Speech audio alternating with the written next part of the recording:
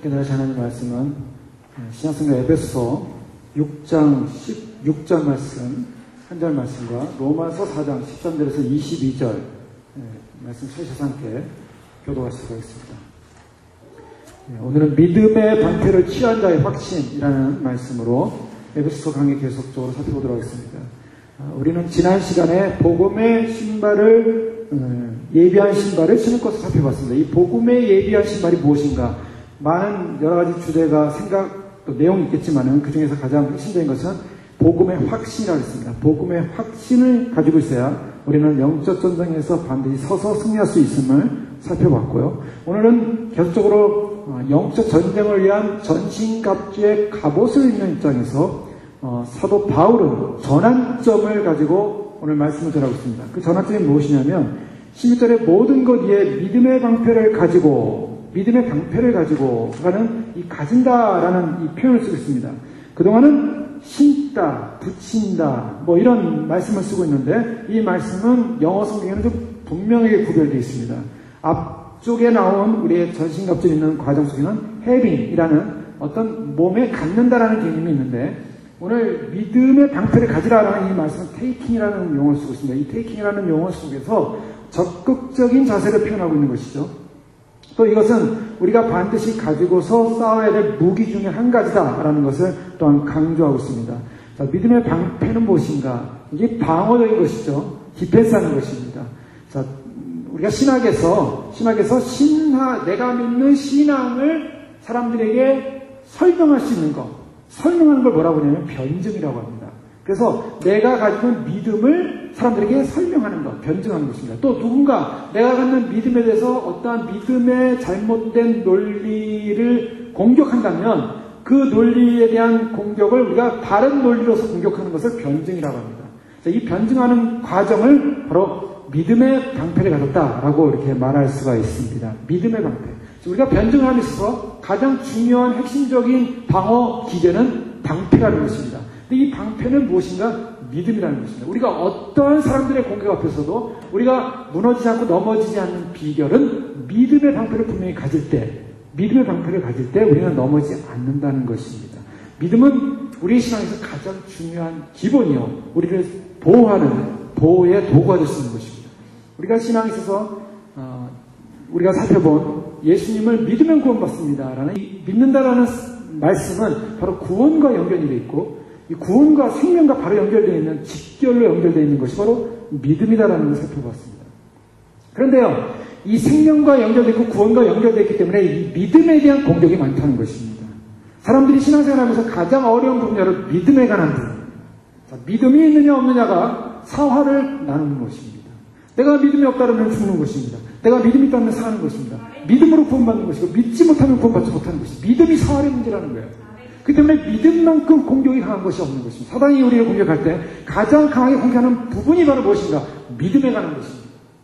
이 믿음에 관한 부분이 확실하지 않으면 우리는 우리의 모든 영적인 삶의 근거가 무너질 수밖에 없고 주님께서 주시는 영원한 생명의 구원을 놓칠 수 있다는 것입니다. 그런 의미에서 우리는 이 믿음을 굉장히 잘 알아야 되는 것이죠. 믿음을 잘 알아야 되고 믿음을 분명히 해야만이 우리는 영적 전쟁에 승리할 줄로 믿습니다.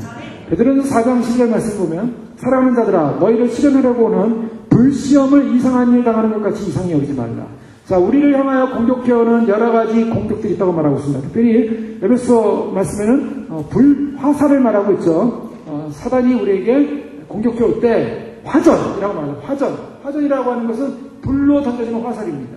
그래서 방패를 가지고 불화살을 딱 맞게 되는데 어느 정도 방패가 그 불화살로 인한 여러 가지 상해를 얻을 수 있습니다. 그러나 치명적인 아픔을 당하고 치명적인 그런 해를 당하지 않는다는 것입니다. 사단은 우리를 향하여 불화살을 던지는데요. 이 불화살, 이것을 베드로는 너희를 시험하고 오는 불시험이라고 말하고 있습니다. 불같은 시험입니다. 불같은 시험을 당할 때 이상히 여기지 말라. 자, 우리의 믿음을 테스트하는 것입니다. 믿음을 보는 것입니다. 디모데후서 3장 10절에 보면 늘 그리스도 예수 안에서 경건하게 살고자 하는 자는 핍박을 받으리라. 자, 주님께서 우리에게 말씀하신 것은 불시험이 오고 핍박이 온다는 것입니다. 자, 이 불시험과 핍박이 올 때 우리가 이것을 극복하는 방법이 무엇입니까? 그것은 바로 믿음의 문제입니다. 핍박, 미혹의 화살, 불시험, 믿음이 있으면 이것을 이기고 믿음이 없으면 무너진다는 것이에요. 그래서 베드로전서 5장 8절 이하의 말씀 보면 근신하라 깨어라 너희 대적 마귀가 오는 사자같이 두루다니며 삼킬 자를 찾나니 너희는 믿음을 굳게 하여 저를 대적하라. 자, 마귀가 삼킬 자를 찾아서 공격해오는데 이 삼킬 자를 찾는 마귀의 공격 앞에 우리가 방어할 수 있는 방법은 무엇입니까? 믿음을 굳게 하는 것입니다. 믿음을 굳게 하여 저를 대적하라는 것입니다. 믿음만큼 가장 중요한 문제가 없다는 것을 말씀하고 있습니다. 요한일서 5장 4절에도 대저 하나님께로서 난 자마다 세상을 이기느니라. 자, 세상을 이긴다 그랬습니다. 우리가 세상을 이기는 존재죠. 왜요? 그리스도께서 세상을 이겼으니까. 우리도 세상을 이긴다 그랬습니다. 그런데 이 세상을 이긴 이김이 뭐냐? 이것이니 우리의 믿음이니라. 우리를 향하여 대적하여 오는 이 세상의 공격 앞에서 우리가 이길 수 있는 이김의 힘이 무엇인가? 바로 믿음이라는 것입니다. 믿음이야말로 우리가 세상을 이기는 힘이고 우리의 믿음을 보수하는 것이고 그 보수함으로 말미암아 우리가 세상에서 오는 사단의 수많은 공격들을 이겨서 결국 굳게 서서 주님께서 주시는 구원의 영광을 얻게 되는 비결인 줄 믿습니다. 그런데요, 이 믿음이라는 것을 우리가 사람들이 흔들리는 이유가 있습니다. 흔들리는 이유가 있다면 이 믿음의 근거가 어디서부터 출발했냐가 중요합니다. 보통 우리가 무엇을 믿는다라고 할 때는 이 내용을 자세히 보면 내가 믿는다라는 개념을 가질 수가 있습니다. 내가 믿는다. 자, 그렇죠. 내가 믿는 것이죠. 주체가 누굽니까? 나입니다. 내가 주체가 돼서 내가 무엇을 믿는다라고 할 때는 이것이 무엇을 가냐면 내가 믿는 거예요. 내가 믿어주는 겁니다. 그래서 예수님을 믿어도요. 내가 믿어주는 거예요. 내가. 예수님을 믿어주시겠습니까? 그러면 내가 선택하는 겁니다. 내가 믿느냐 안 믿느냐. 그런데 이 내가 믿는다고 할 때 문제가 생겨요. 내가 믿기 싫으면 어떻게 됩니까? 반대로 내가 믿어요. 내가 주체가 돼서 믿어요. 근데 내가 믿기 싫어졌어요. 어떻게 하실 겁니까? 안 믿는다는 거예요. 자, 내가 믿느냐 안 믿느냐. 나에게 주체가 올 때 무슨 문제가 생기냐면 이 믿음이 흔들린다는 것입니다. 내가 믿겠습니다. 내가 믿습니다. 내가 믿다가 내가 어느 날 순간 안 믿고 싶어요. 안 믿어져요. 안 믿겠어요.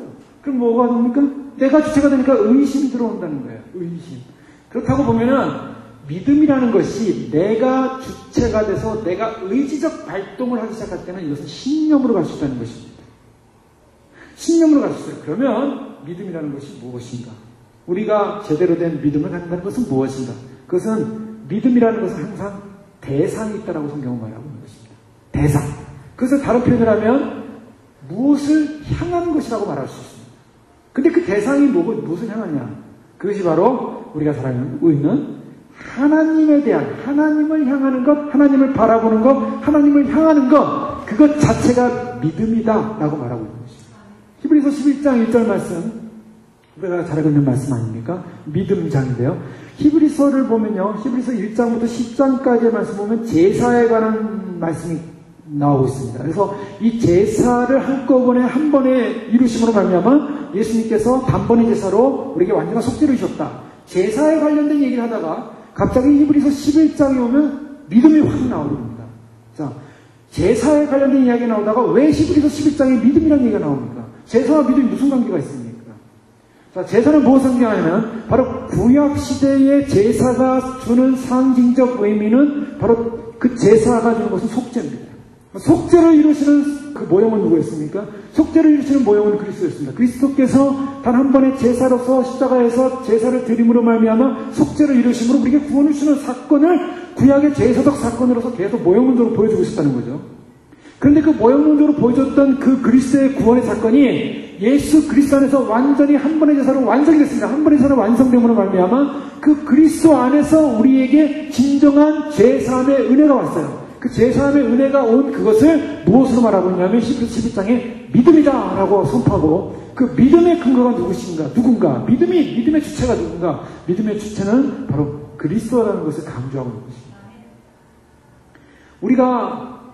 우리가 믿음의 확실성을 갖는다고 할 때 믿음이란 무엇이냐라는 질문을 던질 때 믿음이라는 것은 한 분 하나님을 바라보는 것이다 라고 분명히 정의할 수 있는 것입니다. 자, 요한복음 10장 3절에는 그의 보내신 자 예수 그리스도를 아는 것, 그것이 뭡니까? 우리가 구원받는 영생입니다. 우리가 예수 그리스도를 안다는 것, 믿음이라고 하는 것은 우리 스스로에게 주체적으로 일어나는 것이 아니라 우리가 하나님을 바라보면서 오는 사건이라는 것입니다. 그래서 믿음은 바라는 것들의 실상이에요. 바라는 것은 보이지 않고 있습니다. 보이지 않지만 바라고 있습니다. 근데 그것이 실상이라는 것입니다. 그 실상이 믿음으로 온다는 것이죠. 내가 내 의지적 발동을 통해서 보는 것이 아니라 내가 그분을 바라볼 때 그 바라보는 실상이 내 안에 들어오는 것입니다. 이것을 쉽게 좀 더 설명하면요. 우리가 이런 건물이 있습니다. 건물이 있는데 이 건물을 볼 때요. 이 건물을 유지하는 것이 눈에 보이는 것이 건물을 유지합니까? 아니면 보이지 않는 것이 건물을 유지합니까? 우리가 보통 집을 볼 때 집에서도요. 집에서 이렇게 보이는 페인트 칠한 벽이 있습니다. 페인트 칠한 그 벽이 건물을 유지합니까? 아니면 그 안에 있는 무엇인가 건물을 유지합니까? 그 안에 있는 무엇인가 건물을 유지하는 것이 있습니다. 그것이 뼈대입니다. 그것이 뭐 콘크리트가 됐던, 그것이 나무가 됐던, 그것이 뭐 쇠파이프가 됐던, 어쨌든 그 건물을 유지하는 뼈대들이 있어요. 그래서 그 건물을 유지하는 뼈들 때문에 흔들리지 않고 무너지지 않게 되는 거죠. 그런데 우리가 보는 건 뭡니까? 그 안에 치장된 겉모습을 보는 것입니다. 골조를 보는 것입니다. 골조가 아닌 외부 치장대를 보는 것입니다.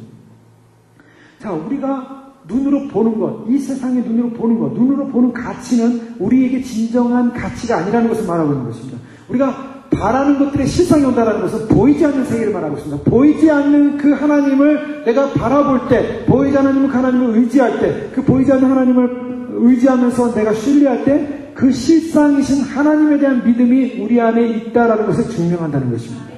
믿음이라는 것은요, 그래서 그 하나님을 증명하는 그 증명되어지는 과정 속에 우리를 볼 수 있게 하는 근거가 뭔가? 그것은 바로 그리스도의 광채입니다.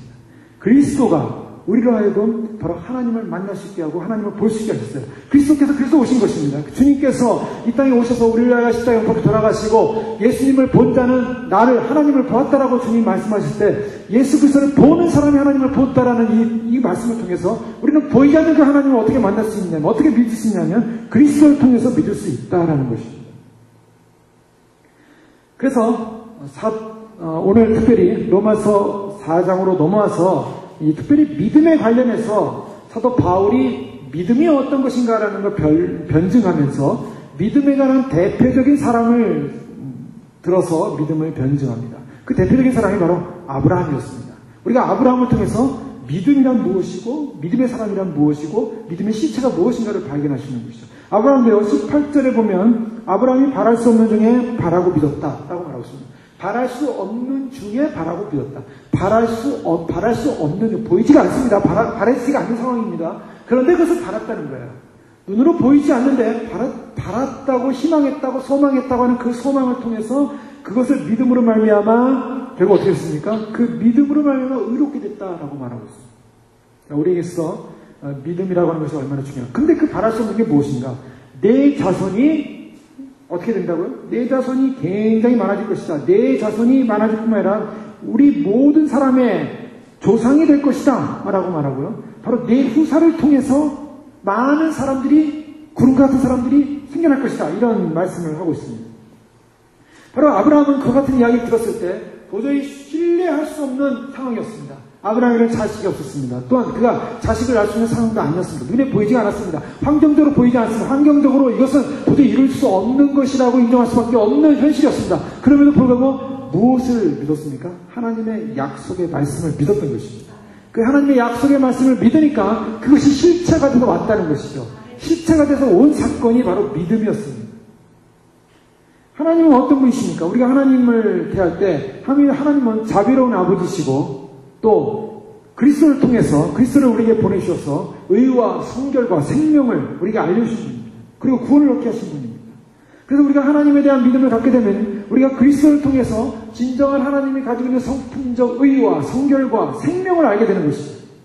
자, 그와 같은 것을 믿게 되는 것입니다. 그리스도를 믿는다는, 그리스도를 통해서 우리 하나님을 믿는다는 것은 바로 그리스도가 안겨주는 사건 중에 가장 의로운 사건. 시편 40편 10절에 보면 내가 주의 의를 내 심중에 숨기지 아니하고 주의 성실과 구원을 선포하였으며 내가 주의 인자와 진리를 대회 중에서 은희치 아니하였나이다. 여호와의 주의 긍휼을 내게 그치지 마시고 주의 인자와 진리로 나를 항상 보호하소서. 주의 의를 내 심중에 숨기지 마소서. 주의 성실과 구원을 선포하였사오니 주의 인자와 진리를 대회 중에서 은희치 아니하였나이다. 주님의 성품에 대해서 그는 선포하고 있고 시편 기자는 주님을 알고 주님의 인자와 그 의에 대해서 알기 시작했습니다. 좀 더 구체적으로 우리가 잘 알고 있는 잘 많이 들어왔던 요한 칼빈이죠. 요한 칼빈의 기독교 강요에 보면 3권에 보면 요한 칼빈은 믿음이라는 것을 어떻게 정의하는 걸 볼 수가 있습니다. 잘 들어보십시오. 많은 사람들이 오늘날 주님 오심을 준비하면서 칼빈이 잘못했다라는 얘기를 많이 하지 않았습니까? 칼빈이 잘못했다라는 말을 많이 하게 된 동기가 뭐냐면 이신칭의를 강조해서 예수님만 믿기만 하면 다 구원을 받으니까 대충 나가서 세상에서 죄를 지고 또 하나님께서 예정하셨으니까 선택하셨으니까 예정된 사람은 무조건 다 구원받으니까 어떤 잘못된 행동을 해도 주님이 그를 부르실 것이다. 그래 부르셔서 그를 구원할 것이다. 그러니까 그냥 안심하면 된다. 예수님 믿기만 하면 믿는다고 고백하면 하면 주님께서 이미 의롭다 칭해놓고 그 사람은 구원받을 것이다. 이렇게 해서 칼빈이 그렇게 얘기를 했다는 거예요. 그렇기 때문에 칼빈이 잘못 얘기했기 때문에 많은 교회들이 이신칭의만 외쳐서 예수님 오심을 정말 두렵고 경외함으로 준비하지 못하고 예비치 못하고 그리고 믿음의 안심을 해가지고 다 구원받을까 착각을 만들어놨다는 것입니다. 그것이 칼빈을 비난하는 이유예요. 그런데요, 그건 잘못 알아본 것입니다. 칼빈이 쓴 기독교 강요나 칼빈주의에서 말하는 것은 칼빈은 이신칭의 하나만을 가지고 물론 칼빈이 예정도 얘기했습니다. 또 이신칭의도 강조했습니다. 그런데 그것만 얘기하고 그것만 강조한 게 아니에요. 그 이신칭의 의미가 뭐냐는 것을 강조했어요. 이신칭의 의미는 바로 믿음으로 말미암아 의롭게 된다는 거였어요. 근데 믿음으로 말미암아 의롭게 된 단순한 논리만을 빈 것이 아니라 그 믿음이 뭐냐는 것입니다. 믿음. 의롭게 된다는 것이 뭐냐는 것을 설명했어요. 단지 내가 예수님 믿습니다. 그냥 예수님의 그냥 그 구원 사건, 십자가 사건 그만 믿습니다. 그 말 한마디의 고백만으로 구원을 받는 것이 아닙니다. 절대로 그렇지 않습니다. 내가 예수님 믿는다고 고백만 해주면은 내가 구원이 내게 임한 것이야. 절대 그렇지 않습니다. 칼빈이 그렇게 말하고 있지 않아요. 오늘 정의를 잠깐 보면요. 진정한 믿음은 아버지께서 보내주신 그리스도를 받아들이는 것이므로. 자, 여기서 중요한 것은요. 믿음이 뭐냐는 거죠. 자, 믿음이라는 것은 실체가 뭐냐면 그리스도입니다. 하나님이 보내신 자 그리스도. 바로 그분이 실체. 그분의 실체를 내가 받아들인다는 것입니다.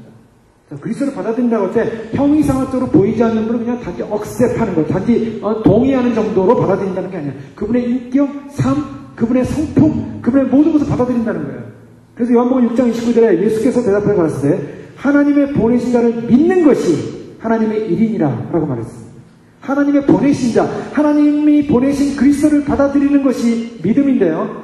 다시 말하면 그리스도께서는 의와 죄의 용서와 화평을 위해 우리에게 보내주셨을 뿐만 아니라 의를 위해서 보내셨다 그랬습니다. 죄와 죄의 용서를 위해서 보내셨다 그랬습니다. 하나님과의 화평을 위해서 보내셨다 그랬습니다. 그것뿐만 아니라 그 다음에 요한 칼빈이 뭘 강조하냐면 성결을 위해서. 자, 이제 여기 중요한 게 들어가요. 칼빈은 성결과 성화를 마치 얘기하지 않은 사람처럼 사람들에게 믿기만 하면 믿는다고 고백만 하면 구원받는다. 그러니까 아무 문제 없다라고 말하는 것 같아요. 아니에요. 자, 성결, 죄 문제, 죄 용서, 화평을 위해서 보냈을 뿐만 아니라 성결을 위해서라고 합니다. 성결을 위해서. 그것을 고린도전서 1장 3절 말씀을 근거로 두고 있어요. 너희는 하나님께로부터 나서 그리스도 예수 안에 있고 예수는 하나님께로 나와서 우리에게 지혜와 의로움과 거룩함과 구속함이 됐습니다. 예수님은 어떤 분이라고 고백하고 있냐면 예수님은 하나님께로 와서 지혜와 의로움과 이신칭의가 여기 들어갑니다. 예수님을 믿음으로 의롭게 되는 그 의가 전가돼요. 그 다음에 뭐가 전가됩니까? 거룩함이 온다는 거예요. 거룩함과 구속함이 되셨다.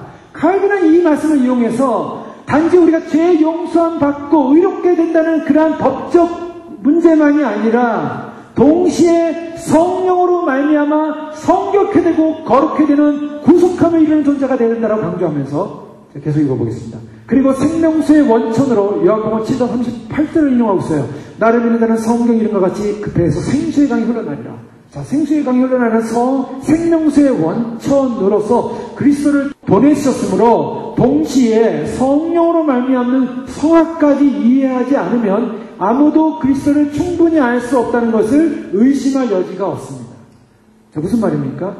생명수의 원천으로 보내셨기 때문에 성령으로 말미암아 성화까지 이해하지 않으면 아무도 그리스도를 충분히 알 수 없다는 것을 의심할 여지가 없다는 거예요. 의심할 수밖에 없다는 거예요. 어떤 사람 의심합니까? 생명수로 말미암아 생명수를 보내시는 성령으로 말미암는 성화를 이해하지 않으면 그 사람이 성화를 이해하지 못하고 성화에 대해서 관심이 없고 거룩함에 대해서 관심이 없고 성화를 이해하지 못한 사람이라면 그리스도를 모르는 사람이라고 말하고 있는 거예요. 자, 지금 무엇을 말하고 있냐면 우리가 믿는다는 이 믿음이라는 것을 어떻게 정의하냐면 믿음이란 쉽게 하나님을 믿는 것입니다. 믿음이란 쉽게 그리스도를 믿는 것입니다. 우리가 구속하신 구속의 사건을 믿는 것, 이것이 믿음의 전체입니다. 자, 우리가 하나님을 바라보는 것, 하나님을 의지하는 것, 하나님을 향하는 것이 믿음입니다. 근데 그 믿음을 이루게끔 한 근거가 그리스도의 광채인데, 그리스도의 빛인데, 그 그리스도가 어떤 분인가? 하나님이 보내신 분이야. 왜 보내셨습니까? 우리의 죄 용서를 위해서. 또 우리의 화평을 위해서, 우리를 의롭게 하기 위해서 주님이 보내셨다는 거예요. 거기서 끝난 것이 아니라 우리를 성결케 하기 위해서 생명수를 부어서 성령을 통해서 우리를 성화라는 것으로 거룩하게 하기 위해서 보내셨다는 거예요. 그러니까 우리가 성화되고 거룩해지지 않으면 우리는 그리스도를 모른다는 것입니다. 그리스도의 영으로 말미암아 성화되지 않고는 그리스도를 알 수 없다라고 선포하고 있습니다. 자, 이거 굉장히 중요한 문제입니다. 자, 믿음이란 무엇인가? 그럼 믿음이라는 것을 다시 한번 하면요. 믿음이라는 것은 그리스도를 아는 것입니다. 믿음이라는 것은 그리스도를 통해서 하나님을 아는 것입니다. 그리고 그리스도를 통해서 하나님을 알고 그리스도의 의와 그리스도의 죄 용서함과 그리스도가 바로 우리의 중보자가 돼서 하나님과 우리의 관계가 화평을 이룬 것을 아는 것입니다. 거기서 끝나는 것이 아니라 생명수를 보내시는 성령을 통해서 우리를 성결케 하고 우리를 거룩케 하고 그리스도의 영으로 우리를 성화시키는 거룩게 되는 것을 아는 것, 그리스도로 말미암아 거룩게 되는 것. 그래서 믿음은 경건한 성향을 갖는 거룩한 존재로서 구속받은 존재가 되는 것, 이 사실을 아는 것이 믿음이라는 것입니다. 그런데요, 믿음을 말뿐인 믿음으로 고백하는 사람들이 많다는 것입니다. 제가 한번 살펴보겠습니다. 보통 하나님이 존재한다고는 믿습니다. 그런데 기독교 분위기에 있습니다. 기독교 분위기의 사회 속에도 있습니다. 교회도 다닙니다. 복음서의 이야기를, 또 성경의 다른 여러 가지 이야기들을 진리로 인정을 합니다. 성경 맞고 진리 맞고 다 인정을 합니다. 또 이것을 넘어서 하나님의 말씀은 논의의 여지가 없는 신의, 즉 하나님의 뜻이라고 생각을 합니다. 그리고 하나님의 교훈을 전혀 무시하지 않으며 하나님의 경고와 약속의 다소에 충격도 느낍니다. 두렵기도 하고요. 이런 사람들은 하나님은 노골적으로 불경건한 태도로 공격하거나 거부하거나 경멸하지 않습니다. 복종하는 채 하는 그런 일종의 모습을 갖고 있습니다. 그래서 그들 안에도 믿음이 있다라고 고백을 하게 합니다. 믿음이 있는 것처럼 보입니다. 그런데 결론은 믿음이 없는 사람들이 있어요. 이게 이제 문제예요. 오늘 많은 사람들이 교회에 다닙니다. 기독교를 무시하지 않습니다. 하나님 말씀 무시하지 않습니다. 복음서를 무시하지 않습니다. 예수님의 사건 무시하지 않습니다. 또 다 인정합니다. 그리고 하나님 말씀에 대해서 두려워합니다. 충격도 받습니다. 하나님 말씀 반응하려고 생각도 합니다. 그런데 그렇게 나는 믿음이 있다라고 생각을 합니다. 그런데 믿음이 없는 사람이 있다라는 거예요. 어떤 사람이냐? 그 사람에게는요. 그래서 예수님께서 비유로 이런 말씀하십니다. 누가복음 8장에 보면 이미 살펴본 말씀들이죠. 바위에 있다는 것은 말씀을 들을 때 기쁨으로 받으나, 말씀을 들을 때 기쁨으로 받습니다. 왜? 말씀이 너무 좋다는 거예요. 말씀이 인정한다는 것입니다. 말씀이 너무 그래, 이 말씀 맞아 하고 말씀 받아들인다는 거예요. 그런데 뿌리가 없어. 잠깐 믿다가, 뭐라고 표현합니까? 예수님이 말씀하신 거예요. 잠깐 믿다가, 믿었다고 그랬습니까? 안 믿었다고 그랬습니까? 믿었다고 그랬어요. 믿었다고 그랬어요. 그런데 얼마큼 믿었어요? 잠깐 믿다가, 이 잠깐이 어떤 사람이 1년이 될 수도 있습니다. 어떤 사람은 2년이 될 수도 있습니다. 어떤 사람은 30년이 될 수도 있습니다. 여러분, 잠깐이라고 해서요, 그냥 한순간이라고 생각하지 마세요. 어떤 사람은 평생 교회를 다니는 사람도 있어요. 그것을 주님께서는 잠깐 믿다가 시험을 받을 때 배반하는 자요, 이렇게 말씀하셨어요. 자, 어떤 사람이 배반했습니까? 안 믿는 사람이 배반했습니까? 아니요. 믿는 사람이 배반을 했어요. 그 사람은 어떤 사람이냐면 믿는다고 얘기한 사람이었어요. 기쁨으로 말씀을 받았어요. 하나님 말씀 너무 좋아. 하나님 말씀 너무 충격적이야. 하나님 말씀 너무 두려워. 하나님 말씀을 인정해야 돼. 그래, 그렇지. 다 인정했어요. 그런데 시험이 올 때 배반하더라는 거예요. 믿다가. 왜 그랬습니까? 제대로 안 믿은 거예요. 자, 이것이 굉장히 중요합니다. 저희가 마지막 때 주님 오시 준비하면서 믿는다는 게 뭐냐는 거예요. 단순하게 믿는다. 내가 그냥 교회 다니면서 예수님 말씀 다 알지. 또 모르는 게 있습니까? 예수님 말씀 그대로 다 인정하지 않습니다. 다 인정합니다. 그리고 이렇게 인정해 주는 것이 경건이라고 생각을 해요. 반대하고 부정하면 주님 앞에 벌 받는다 생각하죠. 그러니까 절대로 반대하고 부정하지 않습니다. 그게 인정해 주는 거야. 그렇지. 그렇게 인정을 해 주는데, 그리고 믿는다고 스스로 생각을 해요. 자기도 믿는다고 생각을 해요. 그런데 시험이 올 때 잠깐 믿다가 배반하더라는 거예요. 이 사람들은요, 조금 맛보고는 어쩌면 하나님 말씀을 맛을 봤어요. 말씀 너무 좋다. 말씀 너무 참 놀랍다. 그런데 욕심이 났어요. 어떤 욕심이? 말씀을 더 붙잡아야지. 욕심도 생겼어요. 얼마나 안 났습니까? 그렇죠. 말씀이 너무 좋다고 생각하면 욕심을 내야 됩니다. 말씀을 내가 드려야지. 그 거룩한 힘을 느끼기 시작합니다. 하나님 말씀이 너무 무섭고 두렵고 거룩하고 그런 걸 느끼기 시작해요. 그들은 다른 사람들 앞에서 뿐만 아니라 자기 생각에도 믿는 그릇과 같은, 나는 믿는 사람이야 라는 스스로 인상을 하게 됩니다. 나는 그래, 이런 채널로 보이는 나를 보니까 나는 정말 믿나 봐. 나는 믿고 있어. 또 하나님 말씀에 대한 존경도 있습니다. 경건이라고 생각하면서 열심히 주님을 따릅니다. 그런데 문제가 뭐냐면 이들의 마음속에 깊이 하나님의 말씀이 침투하지 못하고 정착하지 못함으로 말미암아 뿌리가 박히는 듯 하다가 뿌리가 안 박힘으로 말미암아 살아있는 뿌리가 아님으로 말미암아 사람 속에 마음속에는 허영심이 숨을 트고 일어날 때 내가 믿는 그 믿음이 한순간에 아니라는 것을 발견하게 됩니다. 왜요? 진정한 믿음이 없었어요. 그 진정한 믿음이 무엇입니까? 이 진정한 믿음을 확인하는 방법. 내가 정말 진정한 믿음을 가진 사람인가?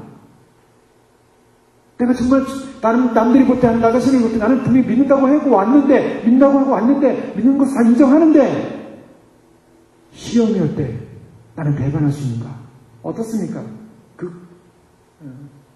기준이 무엇일까요? 히브리서 6장에 분명히 말씀하고 있죠. 한번 비춤을 맛보고 하늘의 은사를 맛보고 성령에 참여한 바 되고 하나님의 선한 말씀과 내세의 능력을 맛보고 타락한 자들은 이게 배반한 사람들이에요. 다시 새롭게 하여 회개할 수 없나니 이는 자기가 하나님의 아들을 다시 십자가에 못 박아 현재의 욕을 보입니다. 참여했어요. 하늘의 은사도 맛봤어요. 한번 비춤을 맛봤어요. 그런데 주님 보실 때는 잠시 믿은 것밖에 아니라는 거예요. 잠시 믿은 거. 시험이 올 때 배반하고 떠나갔다는 거예요. 어떤 사람이 배반할 사람이고 어떤 사람이 배반하지 않을 사람입니까? 성경은 그것을 어떻게 말하고 있냐면요. 배반하지 않을 사람이 갖는 특징이 한 가지 있다는 거예요. 그것은 갈라디아서 4장 6절에 보면 너희가 아들인 거로 하나님이 그 아들의 영을 우리 마음 가운데 보내사 아바 아버지라 부르게 하십니다. 이게 굉장히 중요한 힘입니다.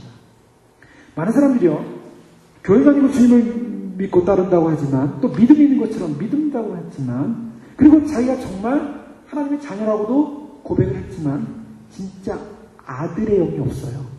아버지라고 보시면 그 영이 없는 사람도 있어요. 그 무엇을 말하냐면, 양자의 영이라는 이 양자의 영이라는 것은 무엇을 말하냐면, 절대적인 하나님과의 사랑 관계를 말하고 있습니다. 하나님과의 절대적인 사랑 관계.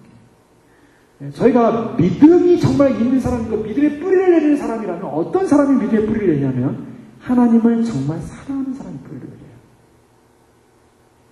하나님을 사랑하지 않으면 믿음을 가진 것처럼 흉내를 냅니다. 그리고 그렇게 살아갈 수는 있어요. 하나님을 정말 사랑하지 않으면요, 흉내다가 나중에 떨어져 나가요. 왜요? 하나님을 안 사랑하기 때문입니다. 자, 그것을 어떻게 표현할 수 있냐면 그것을 정말 하나님에 대한 사랑으로 내 마음의 믿음이 진짠가 아니면 순간적인 열정인가? 사랑에 대한 사랑의 열정을 가지고 있는가? 아니면 내가 고용인으로 인한 열정인가? 여러분 가만히 우리 자신을 점검해 봐야 됩니다. 내가 하나님 나라를 소망합니다. 하나님 나라를 기다립니다. 주님의 오심을 기다립니다. 주님을 사랑합니다. 라고 고백할 때 그 사랑이 진정한 사랑으로서 주님을 사랑하기 때문에 기다리는 것인지, 아니면 남들이 기다리니까, 아니면 주님 오신다고 하니까, 아니면은 그가 준비 안 하면은 한라에 남으니까, 아니면 지옥에 갈 수 있으니까, 아주 원론적인 거예요. 그래서 고용인처럼 기다리는 거예요. 고용인처럼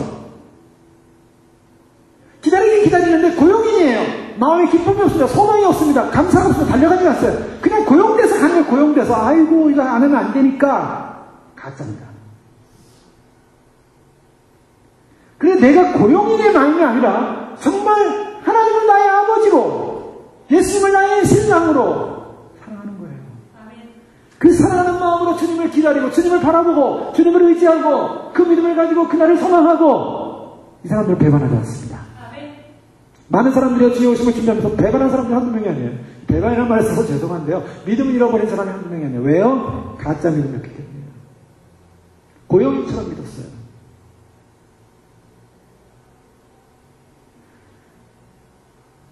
주님께서 우리에게 진정 요구하시는 믿음이 뭔가? 야고보서에 보면요, 이 말씀을 굉장히 야고보 사도는 아주 그냥 헛된 믿음이 무엇인가를 찝습니다.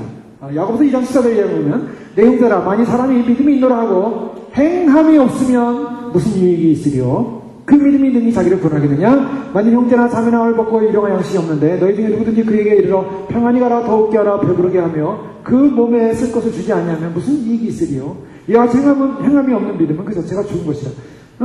뭘 말하고 있습니까? 그러니까 이게 믿음주의에 대한 지적을 하고 있는 거예요. 믿음주의라는 것은 뭐냐? 내가 믿는다 말로는 고백한다는 거예요. 믿는다 말로는 고백하는데 실제로 마음은 없어요. 주님 오시면 믿는다 말로는 고백해요. 근데 정말 주님이 오시고 온다는 사실에 대한 그 기대와 소망이 마음은 없어요. 단지 안 하면 안 되는 고용된 모습으로 그냥 믿음을 유지해 줄 뿐이에요. 자, 그러면 안 됩니다. 그러면은 이것은 주님을 맞이할 수 없는 믿음인 거예요.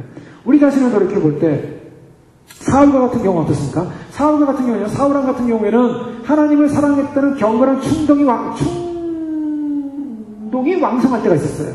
그래서 그런 하나님을 열심히 따르는 시기가 있었습니다. 그런데 그에게서 하나님을 열심히 따랐지만 결국 열매 맺지 못했어요. 왜요? 그 사랑이 깊이 뿌리를 받지 못했기 때문이에요. 그래서 자기의 명예, 자기의 이름, 자기의 의, 자기 것을 챙기기 시작했어요. 그래서 자기 것을 챙기기 시작하면 무너질 수밖에 없다는 것입니다. 사랑의 영이 부어질 때, 우리에게 사랑의 영이 부어질 때, 그 사랑의 영이 우리로 하여금 확신을 주고, 그 사랑의 영의 확신으로 말미암아 결국 우리는 주님 앞에 진정한 믿음을 갖게 되는 것인데, 그 사랑의 영의 확신은 우리 안에 깨끗한 선한 양심으로 오신 예수 그리스도를 통해서 이루어집니다. 주님께서 우리에게 이러한 진정한 믿음을 가질 것을 말씀하고 있습니다. 그럼 이 진정한 믿음은 아까 말씀드린 것처럼 무엇과 분리될 수 없냐면 경건과 분리될 수 없다는 거예요. 예수님의 십자가 사건, 나를 위해 속죄하신 사건, 그리고 예수님이 나를 성결케 하신 사건, 그 성결케 하신 사건 다음에 이루어진 것은 나를 거룩하게 하는 하나님의 사건. 즉 나의 경건과 거룩함과 분리될 수 없는 것이 바로 믿음입니다. 그러니까 믿음이 진정으로 있다고 하면요, 우리는 어떤 모습을 갖게 되면 내가 믿음이 있는 존재다 라는 믿음이라는 것이 단지 말로만의 고백이 아니라 내가 경건한 삶을 살기 시작한다는 것입니다. 그것이 성경의 열매예요. 디도서 2장 2절에 보면 늙은 남자로는 절제하며 경건하며 근신하며 믿음과 사랑과 인내함에 온전케 하고, 자, 경건함이 들어갑니다. 경건할 것을 말하고 있어요. 주님께서 우리에게 말씀하시는 것은 믿음 속에 경건하지 않으면 디모데전 3장 9절에 깨끗한 양심의 믿음의 비밀을 가져라. 깨끗한 양심의 믿음의 비밀, 거룩과 경건된 깨끗한 양심을 갖는 존재로서의 믿음을 말하고 있습니다. 자, 믿음의 모습이 여러 가지 다양함이 있는데요. 그 중에서 하나가 무엇인가? 우리가 하나님을 향하는 것이고 하나님을 바라보는 것이고 그 하나님을 향하고 바라보는 것이 그리스도를 통해서 하나님을 만나게 되는데, 그리스도가 어떤 분이었냐는 거예요. 칼빈은 그것을 정의하지 않았습니까? 우리의 죄사함을 위해서, 우리의 화평을 위해서, 우리의 의를 위해서 오신 그리스도를 믿을 뿐만 아니라 그분이 우리를 성결케 하고 거룩하게 하고, 그리고 그분이 우리를 성화시키고, 그 성화된 그리스도의 영으로 성화된 영이 아니고서는 바로 그리스도를 알지 못한다라고 그랬어요. 자, 이것이 바로 우리가 믿는 믿음인데, 이 믿음은 더 무엇을 말하고 있냐면 더 믿음으로 말미암아 하나님에 대한 거룩한 고상한 지식까지도 자라나야 돼요. 또 어떤 면에서 믿음은 또 뭐냐면 하나님을 아는 지식이 믿음이에요. 우리가 이 살펴보면 에베소 3장 18절의 말씀을 보면 믿음으로 말미암아 그리스도께서 너희 마음에 계시게 하옵시고 너희가 사랑 가운데서 뿌리가 박히고 터가 굳어져서, 자, 여기 믿음으로 말미암아 누가 우리의 마음에 계시나 그랬습니까? 그리스도가 너희 마음에 계시고, 우리 마음에 그리스도가 있어야 한다는 거예요. 그리스도가 그냥 마음에서 어떤 존재로 있어야 됩니까? 그 사랑 가운데서 뿌리가 깊어지는 존재를 쓴다는 거예요. 사랑과의 관계라고 했습니다. 그래서 능히 모든 성도와 함께 지식에 넘치는 그리스도의 사랑을 알아. 그리스도가 우리 안에 있는데 그 우리 안에서 우리가 그리스도를 어떻게 만나야 되냐면 그리스도의 사랑으로 그리스도의 사랑이 어떤 존재인가를 알아야 되는 것이고 그 넓이와 길이와 높이와 깊이가 어떠함을 깨달아 하나님의 모든 충만하신 것으로 너희에게 충만하게 하시기를 구하노라. 자, 그 길이, 넓이, 높이, 깊이가 어떠한 무엇이요? 그리스도의 사랑이에요. 자, 그것을 알기를 깨달아, 어떠함을 깨달아 하나님의 모든 충만하신 것으로 충만하게 하시기를 구하노라. 자, 믿음이라는 것은 뭐냐? 믿음이라는 것은 우리 안에 그리스도가 어떠한 사랑으로 존재하고 있는가, 그 사랑의 넓이, 크기, 길이, 높이의 그 엄청난 충만함을 깨달아 아는 것이 바로 믿음이라는 것입니다.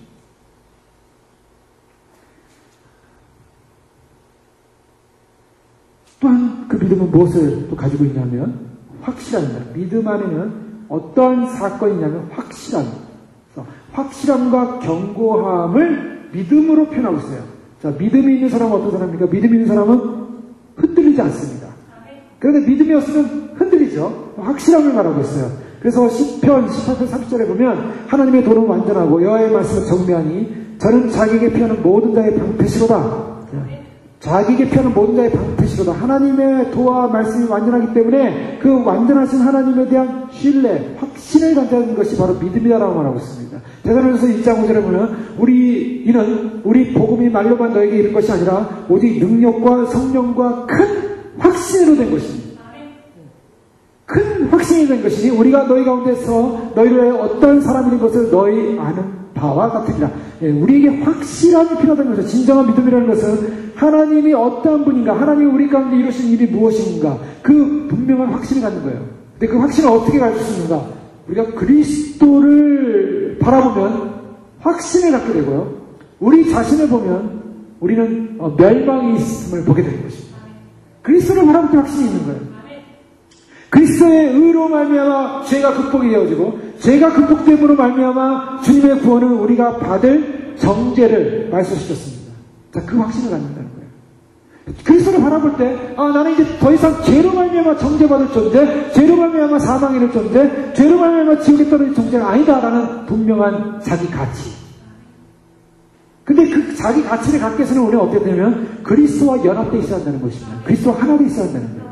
그래서 내 마음이, 내 심령이 그리스도와 연합되어 있고 하나 되어 있어야만이 나는 그 분명한 확신 가운데 거할 수 있게 되는 것입니다. 그러면 우리가 확신 가운데 있다고 해서 우리 안에 시험이 없겠습니까? 우리 안에 여러 가지 불신적 공격이 없겠습니까? 여러 가지 우리 낙담시키적 상황이 없겠습니까? 아니죠. 불신적 상황이 있습니다. 시험이 있습니다. 다 그래요. 자, 그럴 때 우리에게 중요한 것이 믿음이라는 거죠. 자, 그때 중요한 믿음이 무엇인가? 누구를 바라보는 것이요? 하나님을 바라보는 것이 믿음이라는 것입니다. 거기 다시 원론으로 돌아가는 거예요. 믿음이란 뭐냐? 어떠한 상황과 조건 속에서 하나님을 바라보는 것이 믿음이에요. 그것이 다윗이 그의 시편 42편 5절 11절 43편 5절에 보면 이런 말을 동일하게 반복해서 고백을 해요. 뭐냐면 내 영혼아 내가 어찌하여 낭망하며 어찌하여 내 속에서 불안하여 하는 것. 자, 다윗에게도요. 다윗은 분명히 하나님을 신뢰한 사람이었어요. 그런데 그에게서 하나님을 신뢰한 믿음이 있었음에도 불구하고 그 인생에 찾아오는 것이 낭망이라는 것이 찾아오고 또한 불안이라는 것이 찾아오고 있었다는 거예요. 그가 얼마나 죽음의 위협 속에서 두려워했습니까? 죽음을 피해서 그 블레셋에 가서 미친 척 하기도 하지 않았어요? 죽음이 두려웠던 사람이에요. 불안했어요. 낭망도 했어요. 그런데 그의 고백은 뭔지 아십니까? 너는 하나님을 바라라. 자기 영혼에게 선포하는 것입니다. 나를 낭망하게 하고 나를 불안하게 하고 나를 낙심시키게 하는 모든 상황과 환경을 보면서 내가 거기서 좌절하는 것이 아니라 믿음이란 무엇인가?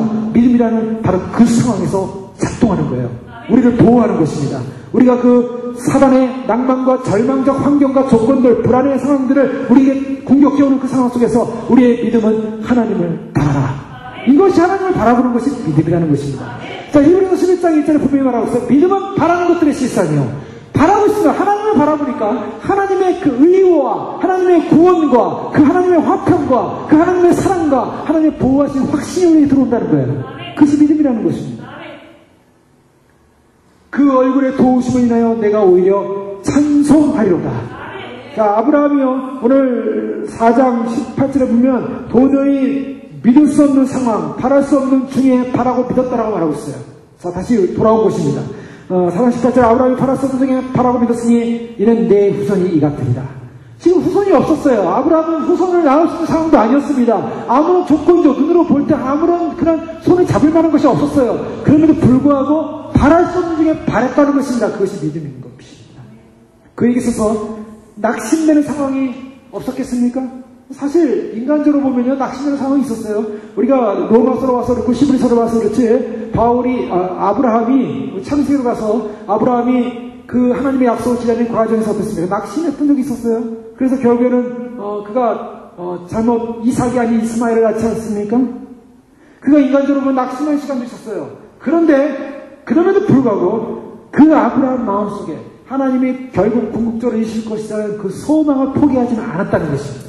그 소망을 포기하지 않은 것이 바로 바랄 수 없는 중에 바라는 믿음을 가졌다는 것입니다. 다윗의 결론은 무엇이냐면 하나님을 바라는 것이었습니다. 하나님을 바라보는 것, 바로 그것이야말로 우리가 끝까지 믿음 안에서 승리하는 비결임을 말씀하고 있습니다. 그렇다면 아브라함이 오늘 로마서 4장 전체를 통해서 하나님을 바랐는데요. 그 하나님을 바람 속에는 무슨 하나님을 바랐는가? 하나님의 어떠한 것을 바랐는가? 바로 그것은 하나님이 준 의를 바랐다는 것입니다. 의라는 것이 뭡니까? 우리가 바랄 수 없는 중에 바라는 그것이 믿음이라고 하는데요. 그 믿음이 무엇을 한다고요? 의를 알았다는 것입니다. 자, 믿음은 무엇인가? 믿음이라고 하는 것은 옳음입니다. 맞다라는 것입니다. 그래서 righteousness라는 표현을 쓰고 있지 않습니까?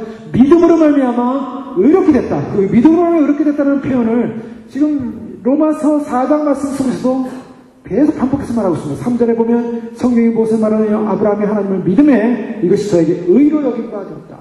자, 믿음이 무엇을 낳습니까? 의를 낳았다는 거예요. 근데 그 의의 본체는 누굽니까? 예수 그리스도. 의의 본체는 하나님이십니다. 그래서 예수님을 통해서 우리에게 의라는 것을 보여주고 있는데요. 의라는 것은 정죄함이 없다는 것입니다.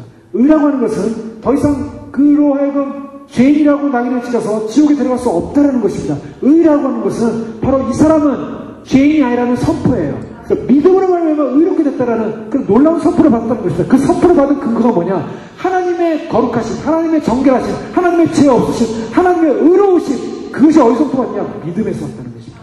하나님을 바라보는 믿음이, 하나님의 약속을 바라보는 믿음이, 그 믿음이 나의 의가 전가됐다는 거예요. 엄청난 사건입니다. 오늘도 보면 이를 아니할지라도 경건치 아니하는 자를 의롭다 하시는 이를 믿는 자에게는 그의 믿음을 의로 여기시나니, 믿음을 의로 여기신대요.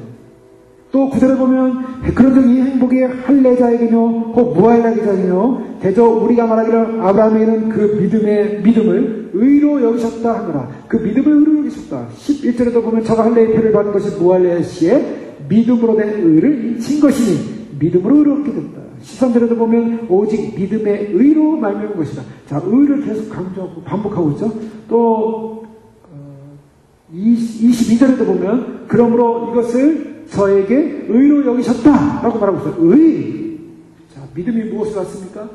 믿음, 하나님에 대한 그 믿음이 의롭게 여겼다는 거예요. 그런데요, 자, 하나님을 바라보니까, 하나님의 약속을 의지하니까, 하나님을 바라보니까, 그 하나님을 바라보는 그것이 우리로 하여금 그 믿음이 우리를 의롭게 했는데요, 그 의로움이야말로 우리에게 진정한 필요한 믿음입니다. 자, 왜 그런가? 주님 오시는 날, 주님 앞에 우리가 들림받아 주 앞에 설 때, 우리가 주 앞에 설 수 있는 근거가 무엇입니까? 자, 우리가 많은 것을 할 수가 있습니다. 회개도 해야 되고요, 또 우리가 정결하게 해야 되고요, 뭐 여러 가지가 있어요. 우리가 그래서 주님 오시면 살만한 백성들이 여러 가지 영적인 경건운동도 하고 또 여러 가지 믿음의 긴장 속에 살고 있지 않습니까? 그런데 그런 믿음의 소망 가운데 있는 믿음의 백성들이 과연 주님 앞에 설 수 있는 분명한 근거가 뭔가? 의로운 옷을 입어야 한다는 것입니다. 의의 예복.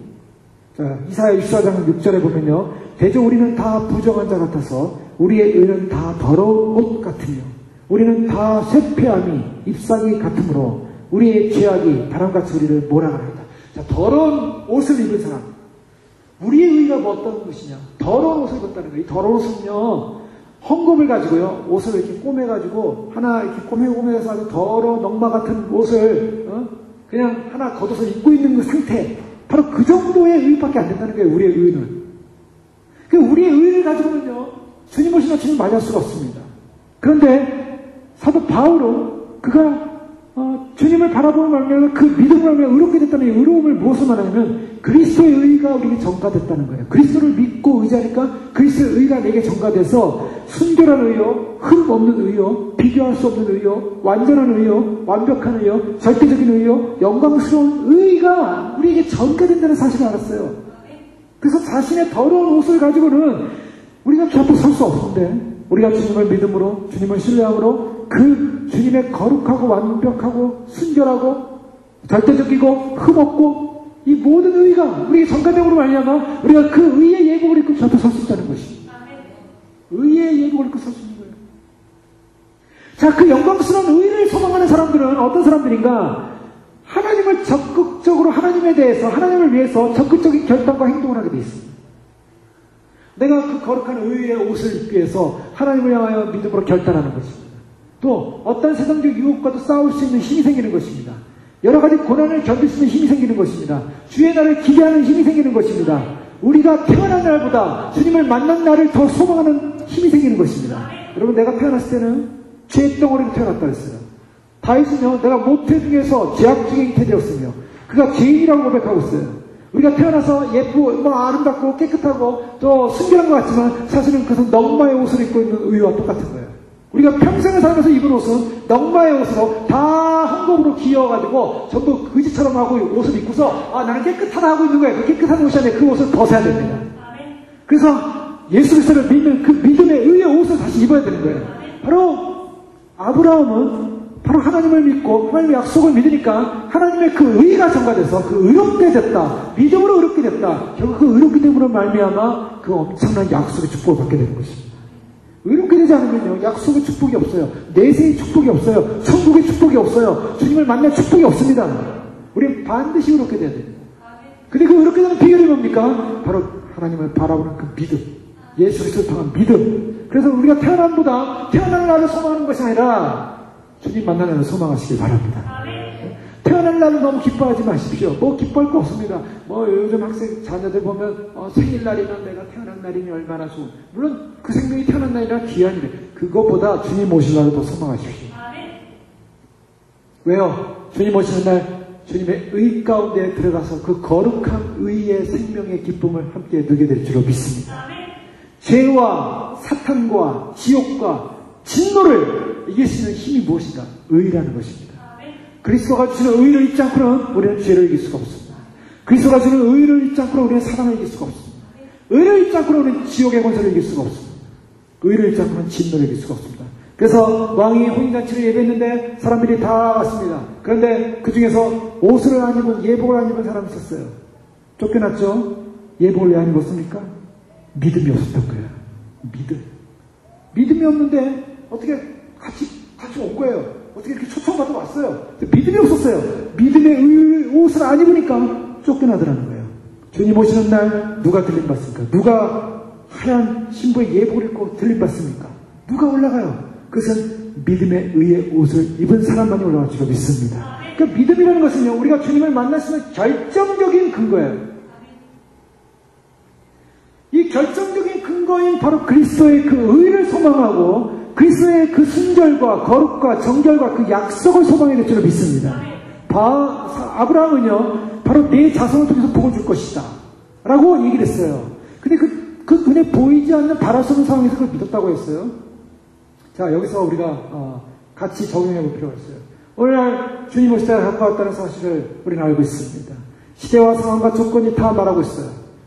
이스라엘이 지금 여러 가지 시끄럽습니다. 미사일이 200개, 500개인가요? 500개인가 가자 쪽에서 날라오고, 그걸 중간에서 또 맞춰가지고 또 터뜨리고, 지난주에 그런, 전전, 지금, 레바논 쪽에서, 헤즈볼라인가요? 또 시리아 쪽에서, 또 골란공원 쪽에서, 또 이란 쪽에서, 한꺼번에 이제 이스라엘을 공격하려는 그런 계획을 갖고 있다고 하지 않습니까?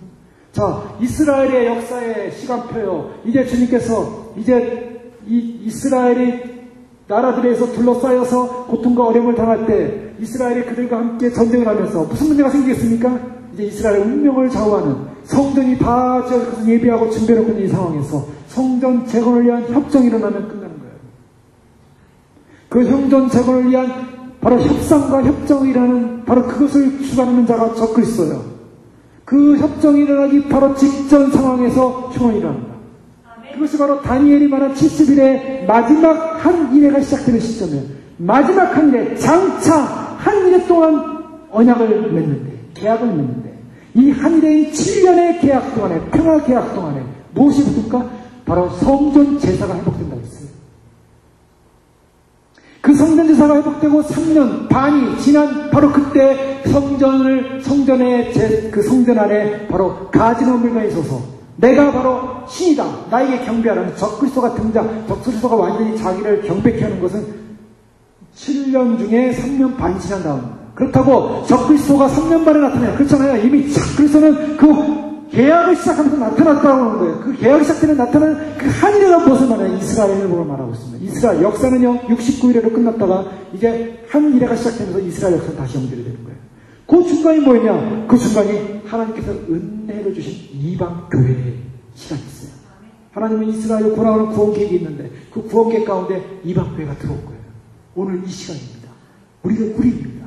주님께서 이방 교회가 이제 마지막 구원의 마지막 시간, 바로 이스라엘 회복되는 바로 그 시간, 이스라엘을 구원하고 있는 하나님의 타임이 시작되는 바로 그 직전에 이방 교회는 들림이 일어나고 휴거가 일어나고 남는 백성들은 전부 환란에서 믿음을 지키든지 아니면 배로하든지 둘 중에 하나밖에 남은 것이 없습니다. 이제 시간이 다가오고 있어요. 그런데요, 이런 시간이 다가올수록 우리가 우리 자신을 점검할 때 가장 중요한 것은 무엇인가? 우리는 어떤 존재이냐는 거예요. 어떤 믿음을 가진 사람이냐는 거예요. 이미 앞에 살펴왔던 믿음의 모습처럼 우리는 그동안 우리의 주님이 주시는 모든 말씀을 다 인정하고 믿는다고 하고 기뻐하고 반응할 수도 있습니다. 그런데 시험의 때 배반하지 않으려면 어떻게 됩니까? 반드시 양자의 영으로, 그리스도의 영으로, 양자의 영으로 하나님을 아버지라 부를 수 있는 정말 그리스도를 사랑하는 사람이 되어야 될 줄 믿습니다.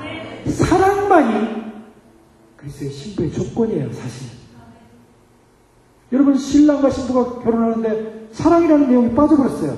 뭐 의도 좋습니다, 뭐도 좋습니다, 뭐 다 만들어졌어요. 다 조건이 있는데 거기 사랑이 빠져버렸어요. 그러면 이 결혼식이라는 게 이게 무슨 모습이 되지 않겠어요? 지금 신랑이 오는데 신랑과 신부의 관계 속에서 가장 핵심적인 내용이 뭡니까? 사랑입니다.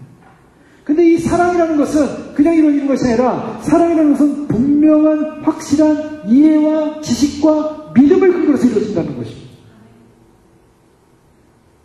이사야 61장 10절에 보면 내가 여호와로 인하여 크게 기뻐하며 내 영혼이 나의 하나님으로 인하여 즐거워하리니 이는 그가 구원의 옷으로 내게 입히시며 의의 겉옷으로 내게 더하시니 신랑이 사모를 쓰며 신부가 자기 보물로 단장함 같게 하셨습니다. 여기서 신랑과 신부 얘기를 하고 있습니다. 이사야는요. 근데 신부가 자기 보물로 의의 겉옷을 단장함 같이 하고 있다고 했어요. 그 보물이 뭐겠습니까? 보물. 신부가 단장하는 보물. 믿음의 법을 이제 믿습니다. 우리가 믿음으로 주님을 신뢰하고 주님을 의지하고 사랑을 고백하고 그래서 그 믿음의 사랑의 고백이 우리 안에 단장품이 되어서 단장되는 거예요. 예수님을 믿는 그 믿음 하나로 우리가 의롭게 될 수 있어요. 근데 그냥 아무것도 없어요. 아무런 단장품이 없어요. 사실은 우리가 세마포를 입고 예복을 입을 때 그냥 예복만 달랑 있는 것이 아니죠. 예복만 달랑 있는 것이 아닙니다. 예복에는 수많은 아름다운 보석들이 박히게 돼 있어요. 수많은 장식들이 박히게 돼 있어요. 그냥 달랑 예복만으로 끝나는 게 아니에요. 그 작은 그 엄청난 보석들이 아름답게 조화해서 달려야 되는데 달랑 흰 옷만 입고 있어요. 주님을 사랑하는 마음, 주님을 의지하는 마음, 주님을 믿는 그 믿음과 사랑하는 마음이 우리에게 의가 되어서 참으로 주님께서 우리를 의의 예복을 입혀줄 뿐만 아니라 이제는 그 의의 예복으로 말미암아 주님을 사랑하는 마음이 신부가 자기 보물로 단장처럼 보물로 단장한다는 것입니다. 그래서 성경을 볼 때요, 때로는 문자적으로 보지만 이 문자적인 성경을 영적으로 볼 수 있어요. 영적인 영혼이 열릴 수 있어야 돼요. 그래서 신부가 자기 보물로 단장함 같다, 그냥 그런가 보다 이렇게 하지 마시고요. 실제로 신부가 보물로 단장한다고 생각을 하셔야 돼요. 실제로 연결 들어가면 실제로 이 말씀 그대로 단장되어 있는 거예요.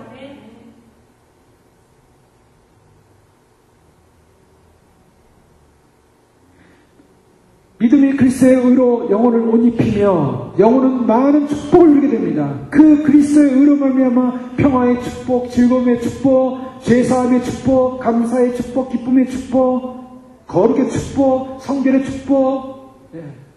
무엇이 복이겠습니까? 이 시대, 이 마지막 때 무엇이 복이겠습니까? 진정한 복은 바로 그리스도를 믿는 그 믿음으로 말미암아, 그 의의 예복을 입음으로 말미암아 우리가 거룩하고 정결하게 단장되어가고 이 참으로 주님 앞에서 아름답게 그 사랑의 고백과 함께 주님을 맞아가기에 예비된 것, 그것이 진정한 믿음의 복인 줄로 믿습니다. 또한 두 번째로 보면요, 이 아브라함에게 어떤 말을 하고 있냐면, 이 아브라함이 특별히 그의 자손, 내 후손이라고 말하고 있어요. 이는 내 후손이 이가 되리라. 여기서 이 말씀을 자세히 보면 내 후손이라고 할 때 이 후손을 복수로 생각할 수가 있습니다. 보통 많은 민족들, 많은 나라들, 또 하나님께서 그렇게 알려줬어요. 바닷가의 모래처럼, 저 별들처럼 이렇게 많아질 것이다. 그래서 내 후손이라고 할 때 이것이 복수처럼 보여주는데, 이 내 후손은 누구를 말하냐면 갈라디아서 3장 16절 말씀에 하면, 이건 애우기 싫습니다. 요한복음 3장 16절 다 아시죠? 하나님이 세상을 이처럼 사랑하사. 그런 것처럼 갈라디아서 3장 16절에 뭐가 나오냐면 바로 예수 그리스도가 나와요. 갈라디아 3장 16절 제가 한번 읽어보겠습니다. 이 약속들은 아브라함과 그 자손에게 말씀하신 것인데 여럿을 가리켜 그 자손들이라 하지 아니하시고 오직 하나를 가리켜 내 자손이라 하셨으니 곧 그리스도라. 자, 오직 하나를 가리켜 내 자손. 무엇을 말하고 있냐면 아브라함에게 약속을 주셨는데 그 자손에게 말씀하신 것인데 여럿을 가리켜 그 자손이라 하지 아니하고 오직 하나를 가리켜 그 자손이라 했어요. 자, 갈라디아 3장 16절에 해석하고 있는 겁니다. 내 자손이라는 이 로마서 4장 18절의 해석은 갈라디아 3장 16절에 무엇을 말하냐면 내 자손이 누구냐? 아브라함의 자손 누구냐면 그리스도를 말하고 있어요. 그리스도. 예수님께서 무슨 말씀하시냐면 너희 조상 아브라함이 내 딸을 바라고 즐거워했고 그를 보고 기뻐하였느니라 라고 말하고 있어요. 너희 조상 아브라함이 내 딸을 바라고 즐거워하고 기뻐했다. 자, 아브라함이 내 때가 누굽니까? 예수님의 때를 말하고 있어요. 자, 아브라함이 누구를 믿었습니까? 아브라함이 예수 그리스도를 기다렸고 믿었다는 거예요. 이게 믿어지십니까? 어떤 예수 그리스도? 그 예수 그리스도의 죽음과 그의 보혈, 십자가에 달리신 구원의 방법. 자, 그것을 어떻게 아브라함을 알았을까요? 하나님께서 그 독자 아들 이삭을 바치라고 했을 때, 독자 아들 이삭을 바치라고 했을 때, 그러나 아브라함은 그것을 아마 다 깨달았을 것입니다. 자, 왜 바치라고 했어요? 화목제물을 바치라고 했어요. 앞으로 올 내 자손이 어떤 자손인가? 그 내 자손은 바로 우리를 하나님과의 관계성 속에서 화목시켜줄 화목제물로 드려질 자손이었다는 걸 알았다는 것입니다. 무엇입니까? 아브라함의 믿음의 대상은 누구였냐면 내 후손이 이 같으리라 라는 것을 믿었죠. 하나님께서 내 후손이 이 같으리라 라고 하는 건 이 내 후손이 그리스도가 이 같으리라 라는 것을 믿었다는 거예요. 아브라함이 믿었던 그 믿음의 내용은 뭐였습니까? 그리스도를 믿었다는 거예요. 아브라함이 왜 의롭다고 칭함을 받았습니까? 구약에 그리스도가 있었어요. 우리는 오늘날 그리스도를 믿고 의롭다고 칭함을 받습니다. 그런데 구약 사건으로 돌아가니까 구약으로 돌아가니까 아브라함은 내 자손이라는 그 내 자손, 화목제물로 드려질 하나님의 아들을 믿는 그 믿음으로 이렇게 됐다는 거예요. 이것이 엄청난 사건이죠. 아브라함이 믿은 그 믿음의 대상은 누구였냐? 바로 그리스도였어요. 여러분, 우리가 진정으로 믿는 믿음의 대상, 우리는 우리의 믿음의 대상이 누군가? 성부 하나님의 본체요. 그 인격의 형상이요. 바로 그 본체 인격의 형상이신 바로 예수 그리스도. 뛰어나고 가장 이상 뛰어난 것보다 더 뛰어나신 바로 그분. 가장 아름다우신 그분. 우리에게 진정한 생명과 구원과 의를 갖다 주시는 바로 그분. 우리에게 진정한 영원한 구원을 갖다 주시는 그분. 우리가 그분을 믿고 있는 거예요. 지금 보이지 않지만 다시 오실 주님, 그분이 오셔서 우리에게 의로운 통치할 의의 나라, 생명의 나라, 진리의 나라, 그 나라를 보고 있는 거예요. 바로 그것을 믿는 사람들에게 바로 의가 주어지는 것입니다. 바로 그 그리스도를 믿는 사람에게 그 믿음으로 말미암아 의롭다라는 칭함을 받게 되는 줄 믿습니다. 엄청난 사건이죠. 또 세 번째로 보면 이방인들에게 주어지는 축복입니다. 많은 민족, 모든 사람의 조상, 16절에 모든 사람의 조상이라 라고 말할 것이고 18절에 보면 또 많은 민족의 조상이 되게 하라 하십니다. 자, 이것은 무엇을 말합니까? 예수 그리스도를 통해서 주어지는 약속은 뭐냐면 구약시대 전체를 뚫고 흐르는 소망이 무엇입니까? 구약시대 전체를 뚫고 나타나는 소망은요, 바로 이방 민족의 구원이에요. 그것이 구약시대 전체를 뚫고 나타난 소망. 이방 교회의 구원.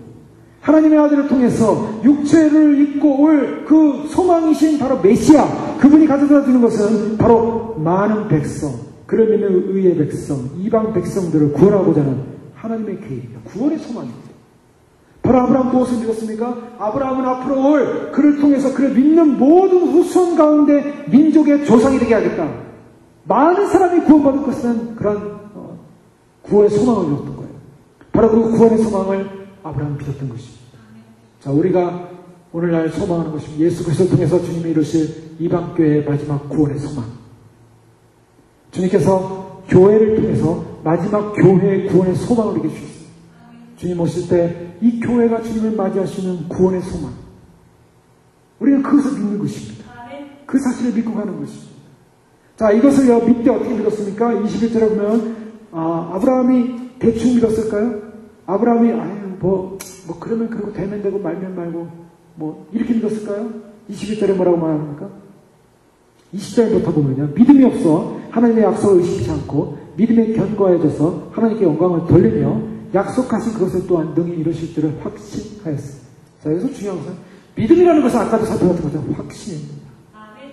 확신이에요. 그런데요, 이 약속을 어떻게 의심하지 않았다고 얘기했어요. 또 믿음에 견고했다고 말하고 있습니다. 자, 우리가 내려야 될 신앙의 정의는요, 정말 그건 너무나 좋은 거야. 너무나 기대가 돼. 너무 소망스러워. 이 정도가 아니라 신앙은 완전히 확신해야 한다는 것입니다. 완전히 우리가 그것을 확실히 믿어야 한다는 것입니다. 쉽게 얘기하겠습니다. 만약에 주님이 지금 오시지 않고 멀리 오신다고 해봐요. 그리고 우리가 이 세상 다 살고 이제 이 세상에 생명 떠나서 죽는다고 생각해 보십시오. 사람들이 다 가는 길 아니에요? 당신은 천국 갈 줄 믿습니까? 그러면 어떻습니까? 가면 좋죠. 가게 될 것 같죠. 가기를 희망합니다. 이게 믿음입니까? 우리가 어떻게 생각하겠어요? 이게 믿음이에요? 희망합니다. 희망하면 그렇게 되면 좋죠. 가 아니라 내가 그리스도 안에 있기 때문에, 그리스도의 생명 안에 있기 때문에, 그리스도의 은혜 안에 있기 때문에 나는 반드시 주님 나라 들어갈 줄로 믿습니다. 확신이에요, 확신. 자, 이것이 확신이에요. 믿음은 확신이죠. 자, 믿었는데, 예수님 믿었는데 확신이 없어요. 예수님 뭘 믿었습니까? 예수님이 하신 사건이 뭡니까? 안 믿는 거예요, 그건. 믿음이란 무엇을 전제합니까? 확신을 전제한다는 것입니다. 그러니까 우리가 주님이 이 땅 가운데 의의 통치를 이루시기 위해서 오신다라는 것, 이것을 분명히 100% 이상 확신하십시오. 주님 오십니다. 이것은요, 놀라운 사건이에요. 역사적인 사건이에요. 영광스러운 사건이에요. 성경 그대로 가는 사건이에요. 확신하시면 되는 거예요, 확신. 여기에 그렇게 되면 좋죠. 그렇게 되면 다행이죠. 그렇게 되면이 아니라 확신하셔야 됩니다. 그 확신이 있어야 돼요. 그 확신이 믿음입니다. 그 확신을 가진 사람들이 주님을 맞이하는 거예요. 믿음대로. 신앙은 확신입니다. 신앙이라는 것은요, 그냥 무서움을 없애기 위해서, 그냥 두려움을 없애기 위해서, 우리가 사람들이 무서우면 어떻게 합니까? 두려움 없애기 위해서 여러 가지 행동할 수가 있어요. 휘파람을 불 수도 있고요. 내가 무서우니까 나를 좀 안정시키기 위해서 음악을 좀 들을 수 있고요. 휘파람 불면서 무서워 할 수도 있어요. 그런 게 아니라는 거예요, 신앙은. 참 신앙은 완전히 확신하는 겁니다. 완전하게 수납하는 거예요. 자, 완전히 확신했다. 지금 아브라함은 어떻게 했습니까? 아브라함 보이지 않고 있어요, 지금. 아들도 보이지 않고, 내 자손도 보이지 않고, 아무것도 안 보이고 있어요. 지금 육체적으로 볼 때 도저히 자식을 낳을 수 있는 상황도 아니었어요. 그런데 하나님의 약속이 주어졌고, 말씀이 주어졌어요. 그 약속과 말씀이 주어지니까, 그 약속과 말씀은 어떻게 했습니까? 그렇게 되면 다행이죠가 아니라, 의심하지 않고 믿음에 견고해져서 하나님께 영광을 드렸다는 거예요. 여러분, 믿음이라는 것은 의만 아니라, 확신만이 아니라, 그 의와 확신이 하나님께 영광을 올리는 것입니다. 우리가 완전히 주님을 믿고 주의 약속을 믿고 확신할 때 그 확신이 하나님께 영광을 돌리는 거야. 우리가 신앙생활하는 사람들을 보십시오. 믿음 없이 방황하는 사람 보면 하나님께 영광이 됩니까? 저 사람 보면 믿고 싶은 마음이 안 생겨. 왜요? 왔다 갔다 정신이 없는데요. 확신이 없는데요. 믿어집니까? 그런데 어떻습니까? 확신을 가지고 믿음을 가지고 주님을 사랑하고 주님께 열정을 맺고 주님의 의를 사랑하고 주의 나라를 소망하고 확신을 가진 사람이 하나님께 영광이 돌려지는 거예요. 확신을 가지신 거예요. 그러므로 22절에 확신하였으니 그러므로 이것을 저에게 의로 여기셨느니라. 여기서 의라는 것이요 이제 결론적으로 보면요, 예수를 믿기만 하면 의라고 했어요. 그런데요, 믿음이라는 것은 단지 믿습니다가 의가 아니라는 거예요. 결론은 뭡니까? 확신해야 한다는 거예요. 그 확신한 사람 어떻습니까? 확신해서 의롭게 되는 게 그게 확신이에요? 난 확신하면 확신이 된 거예요? 아니요. 확신했으면 삶이 바뀌어야 돼요. 그게 확신입니다. 확신했으면 행동이 바뀌어야 돼요. 확신했으면 바꿔야 돼요. 그것이 확신입니다. 여러분, 내가 확신했다고 그랬어요. 주님 오시는 거 확신해. 믿는데 똑같이 살아. 세상에서 똑같이 살아. 내가 하나님을 주님 오시면 믿는 건지, 내가 그냥 세상 걱정이 없면 다 하면서, 물론 걱정이 없다고 안 했어요. 걱정이 오지만 우리가 주님을 바라보면서 믿음으로 사는 것인데, 우리가 삶의 내용에 있어서 확신을 해놓고, 확신한다고 하고, 주님 오시니까 전혀 상관없이 살고 있다면, 그런 삶을 살고 있다면, 그 사람이 확신한 사람입니까? 가치관의 우선이 없어요. 주님 나라 간다는 가치관의 소망 속에 살아야 되는데, 그 가치관의 소망을 갖고 살지 않아요. 그러면 아브라함은 어떻게 살았는가? 아브라함은요, 분명히 자신이 바로 이 믿음의 사람으로 부름받았다는 것을 알고, 히브리서 11장 14절에 보면 믿음의 사람들 어떻게 살았는데, 이 사람들은 다 믿음을 따라 죽었으면 약속을 받지 못했을 때 그것을 멀리서 보고 환영하며 또 땅에서 외국인과 나그네로 증거했다. 자, 이 특징이 뭐냐면, 믿음의 사람들의 특징이 뭡니까? 히브리서 11장에 나타나는 믿음의 사람들이 살았던 삶의 내용을 보면 다 어떻게 살았어요? 나그네로 살았다는 거예요. 외국인으로 살았다는 거예요. 여기에서 안주하지 않았다는 겁니다. 여기가 영원한 곳이라고 생각하지 않았다는 거예요. 그게 주님 나라를 소망하는 사람들의 확신입니다.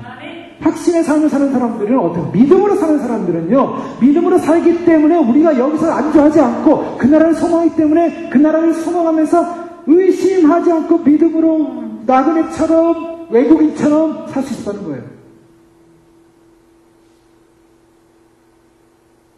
이런 확신을 가질 때 의심이 올 때 어떻게 합니까?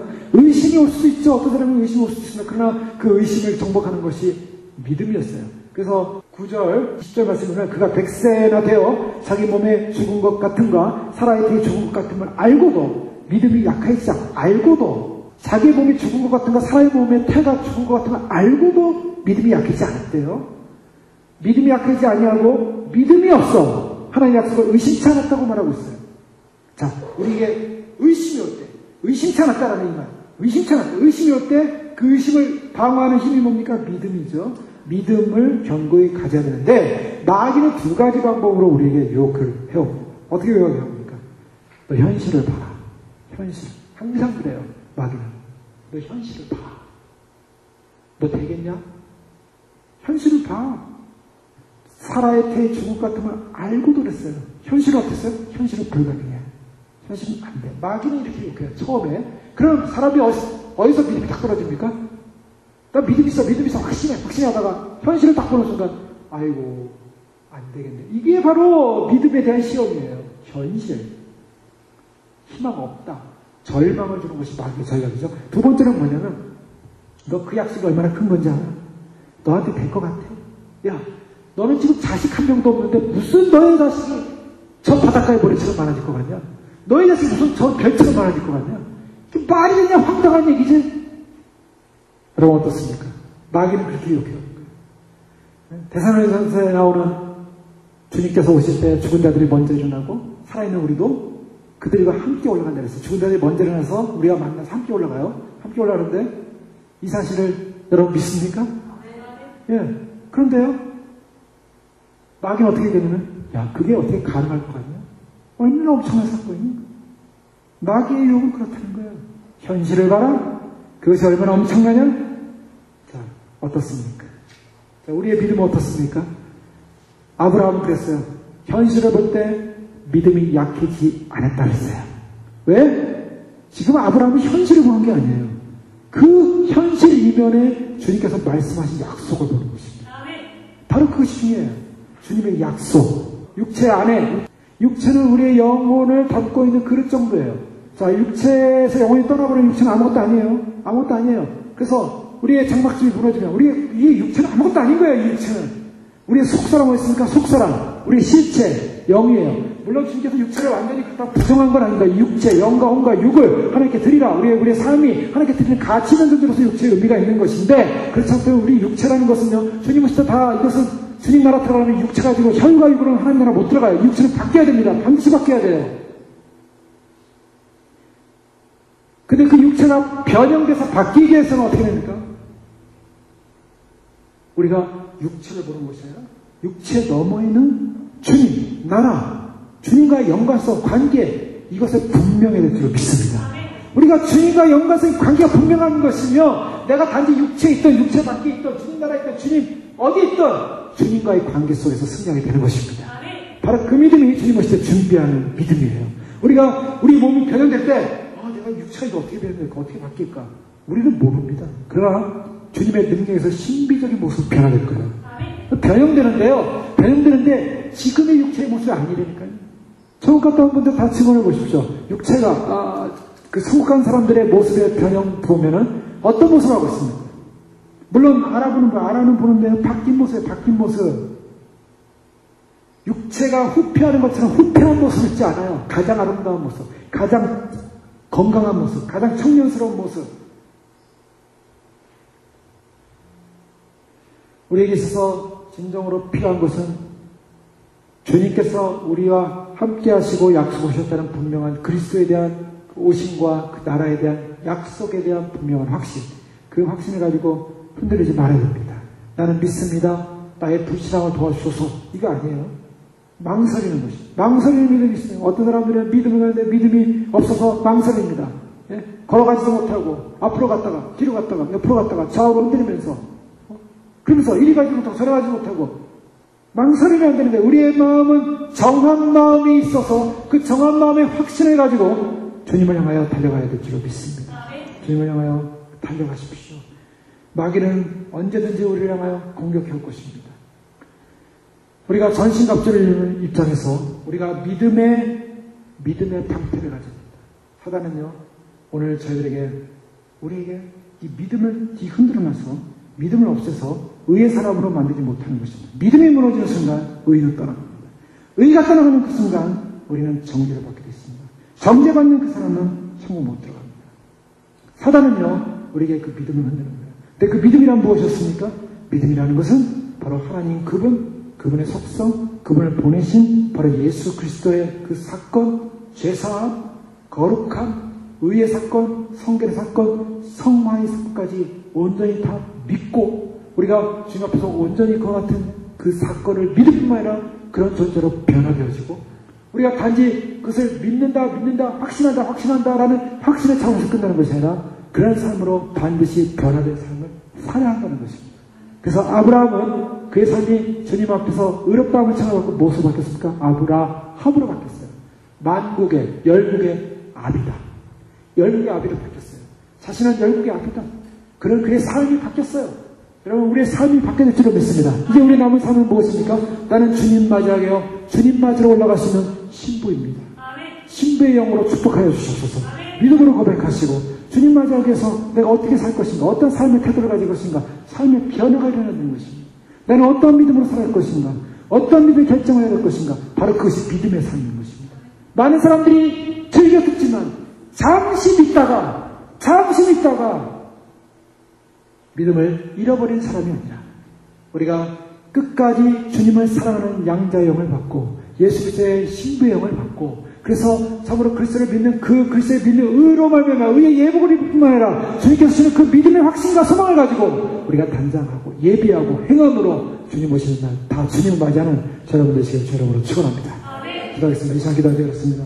우리에게 믿음을 더하여 주셔서 참으로 주님 아브라함이 가졌던 그 믿음처럼 참으로 저희가 바랄 수 없는 중에 바라고 믿을 수 있는 믿음, 현실을 볼 때 그 현실 속에 약해지는 것이 아니라 주님 주시는 약속의 말씀을 잊지 말고 참으로 끝까지 믿음으로 주 앞에 승리하여서 믿음의 의의 예복을 입고 믿음의 참으로 주인 되신 바로 예수 그리스도, 바로 주님의 그 모든 의로움과 주님의 그런 죄의 사함과 주님이 우리를 성결케 하심과 주님이 우리를 성화시키심과 주님이 우리를 거룩케 하심과 주님의 신부로서 우리가 단장되어지고 예비되어지고 참으로 이 땅 가운데 진정한 확신, 참으로 주님 사람은 우리에게 여러 가지로 공격하겠지만 그러나 우리가 결코 흔들리지 않는 믿음의 고백 속에서 이제 곧 다시 오실 주님을 소망하면서 믿음으로 주님 앞에 서기하여 그날의 손을 믿음의 손으로 축복하여 주시옵소서. 우리 주여 기도하겠습니다. 주여! 주여! 주여! 하나님 아버지 감사합니다. 믿음의 소망에서 흔들리지 않게 하시고 믿음의 삶에서 흔들리지 않게 하시고 아버지 우리가 진정한 확신을 갖게 하시고 진정한 확신의 소망 속에 살아가시고 도와주시옵소서. 확신 없는 자처럼 확신 없는 자처럼 아버지 하나님 참으로 주님 외식을 살게 됩니다. 진정한 변화를 살게 하시고 아버지 하나님 진정한 행동적 변화와 삶의 변화와 그 약속의 아버지 하나님 분명 확신을 삶으로 주님을 의지하며 믿음으로 주님을 의지하는 믿음을 승리하셔서 도와주셨어. 주님 오시는 그날에 아버지 하나님 참으로 주님 오시는 그날에 아버지 하나님 우리가 주 앞에 서게 하여서 믿음으로 회복되시는 믿음의 삶이 되어지게 하시고 주님 오시는 그날에 아버지 하나님 주 앞에 서게 해서 하나님의 거룩한 영광과 위와 승리 가운데 설 수 있도록 축복하시며 주님 오시는 그날에 아버지 하나님 주 앞에 오직 서시는 믿음으로 승리하시도록 축복하여 주시옵소서. 아버지 신부의 영으로 부르셨습니다. 신부의 영으로 부르신 신부의 영 닫게 아버지 하나님 준비되어지게 하시고 진리의 영 닫게 준비되어지게 하시고 우리의 세속적 더러운 아버지 하나님 모든 아버지 하나님 세속적 영광과 세속적 찬양과 아버지 하나님 참으로 주님 땅의 전창으로 머무는 그런 삶의 몸을 속에서 몸을 의지 않게 하시고 오직 주님만의 사람들 주님만을 의지하며 주님만을 의지하는 그런 믿음 속에 승리할 수 있도록 영원히 아버지 하나님 축복하여 주셨소. 아버지 하나님 참으로 오늘도 주의 믿음 가운데 참으로 주님 함께 하시고 말씀의 주님 가운데 우리를 인도하여 주시고 우리 회복하여 주시고 믿음의 큰 것 가운데 흔들리지 않는 믿음의 확신 속에 아버지 하나님 참으로 주님 견고한 믿음의 확신 속에 아버지 하나님 우리를 의롭다 부르신 아버지 하나님 그 믿음의 확신 속에 반드시 아버지 하나님 견고하게 서서 저 앞에 승리할 수 있도록 축복하여 주시옵소서.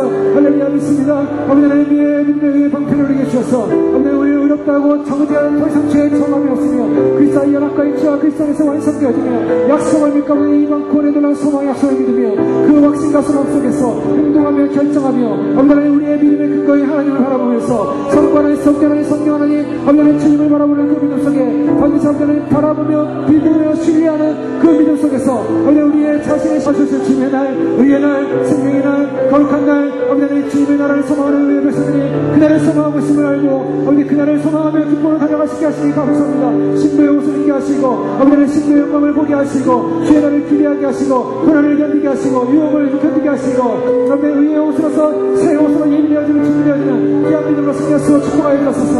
아버지 하나님 주님께서 우리 가운데 우리 거룩한 성령의 능력과 말씀이니까 주의 영으로 충만하게 하소서. 우리 회복하신 하나님을 찬양합니다. 할렐루야 영광 받아주시옵소서. 할렐루야 할렐루야. 주님 오시는 날 주의 영광스러운 신부로 주 앞에 서게 하여 이제까지 달려온 믿음의 길 거룩과 의와 성결과 아름다운 신부의 영으로 준비되어서 주님 우리가 고백한 믿음의 고백 이 믿음의 고백이 진정으로 주님을 사랑하는 믿음의 고백으로 되어지게 하여 주시고 그 사랑의 고백에 믿음의 고백이 의가 되어 아버지 하나님 우리가 태어난 날보다 이제 다시 오시는 영광의 의의 날 주의 날을 소망하면서 주님께서 우리에게 부르신 영광의 날 그날 주님과 함께 영원히 함께 다스리며 영원히 함께 기뻐할 날을 소망하면서 우리의 모든 세속의 껍질들 세속의 더러운 생각들 세속에 묶여있는 모든 것들 믿음 없는 삶들 믿음 없는 확신 없는 삶들 아버지 그런 모든 삶에서 돌이켜서 진정으로 믿음의 확신과 소망을 가지고 믿음으로 결단하며 아버지 주님 모시게 합당한 믿음의 삶의 의로운 백성으로 승리할 수 있도록 축복하여 주시옵소서. 아버지 하나님 주의 나라를 기대하며 살아갈 때 고난도 역경도 삶의 여러가지 서울의 환경과 조건 속에서 믿음의 확실한 방편을 가지고 우리가 그 믿음 위에 서서 믿음으로 승리하여 아버지 하나님 죄와 사단과 지옥과 사단의 모든 그런 여러가지 공격들을 하나님의 참으로 주신 죄의 진노들을 이겨서 주의 의로운 믿음과 의로운 그 방패로 말미암아 믿음의 방패로 말미암아 반드시 거룩한 의에 붙고 설 수 있는 믿음의 신도들 될 수 있도록 축복하여 주시옵소서. 주님의 능력으로 축복하신 주님을 찬양하며 그 확신 속에 삶으로 승리하게 하여 주시옵소서. 예수 그리스도의 이름으로 감사하며